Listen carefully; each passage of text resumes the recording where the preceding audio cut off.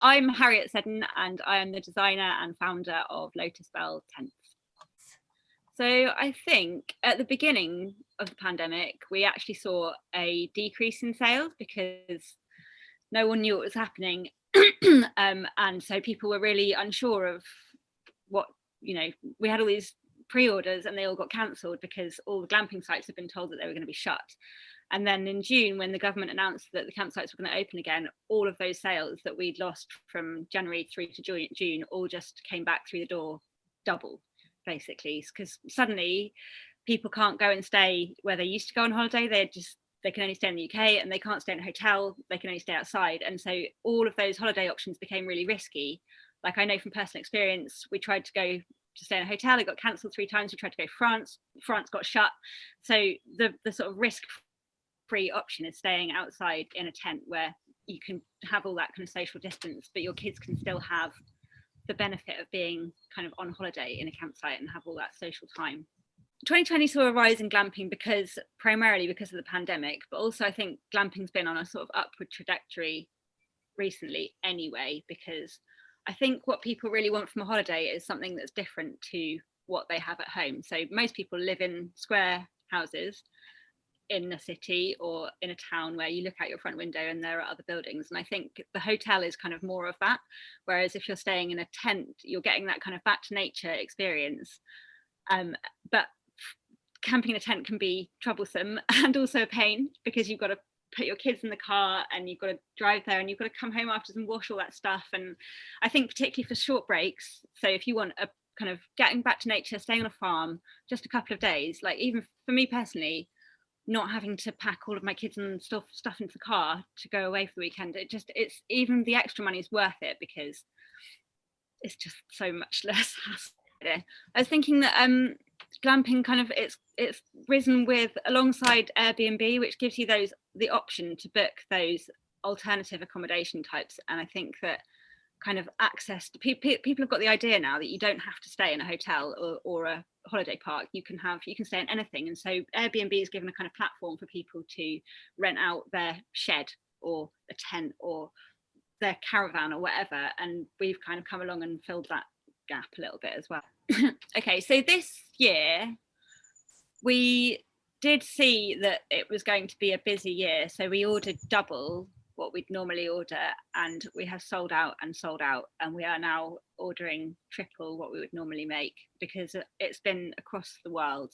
People have been buying tents, not just for one tent to go camping. These big hotel companies and wedding companies have realized that the pandemic's around for a while, and so they're buying tents in bulk.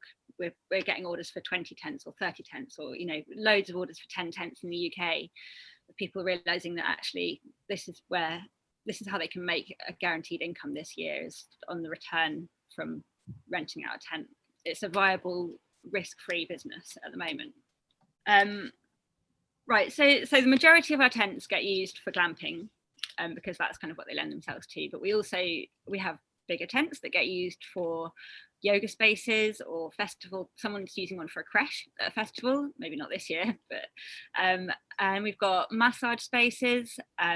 So they lend themselves quite well to massage because you can stand up, and we've had people turn up with the massage tables and pace them out inside a tent and walk around the table to see if you can fit comfortably 2 people working. And so they work really well for that, because unlike a bell tent, you'd be leaning over at the side. So they lend themselves to that. And we've also got a lady who's running meditation classes this year. A lot of things that people would normally have done in a kind of rented hall or maybe at home are now having to be done outside because that's safer. And we have tents that the fronts zip off, so you've got that kind of airflow to run activities in a more sort of COVID friendly manner.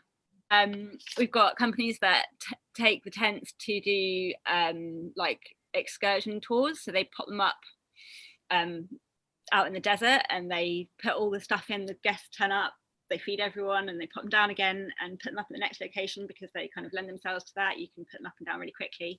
And we've got a whiskey bar, a festival whiskey bar, so front comes off and the bar is open to everybody to come in. They lend themselves to that quite well, so they're quite versatile. So the other thing we've seen a rise in is people buying tents for so outdoor social spaces, so putting their tents up outside for dinner spaces so they can have friends round. They've got like 6 people fitting really comfortably in that kind of not your home space, a thing that you can have outside where you can have guests coming to visit you, and not have to share all the inside space. Yeah, the other thing that we see them used for quite a lot, or recently, is for this kind of the idea of the outdoor kitchen. So the tents are versatile in that they can be used with the walls on, so enclosed, or you can take the walls away altogether, and then you've got the ground sheet and the roof over the top. So people are using them for, you set up a kitchen table in there, and you've got the barbecue to the side, and so that's kind of, there's been a lot of people using them for outdoor kitchens or outdoor living rooms or even outdoor bedrooms, just like that extra space outside that is versatile and can be turned to your current needs.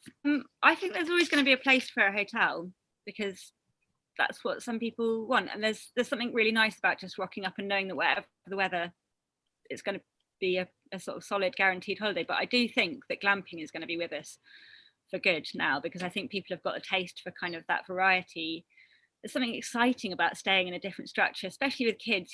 Kids really love that outdoor space and that freedom that you get only on a campsite, really, and that kind of interaction with other guests you never get in a hotel.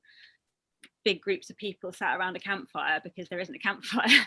But on a glamping site, you're much more likely to mix with people. And I think people are into that. I think we live in such segregated sort of society that actually going on holiday and getting your kids outside and running with the other kids is what people want.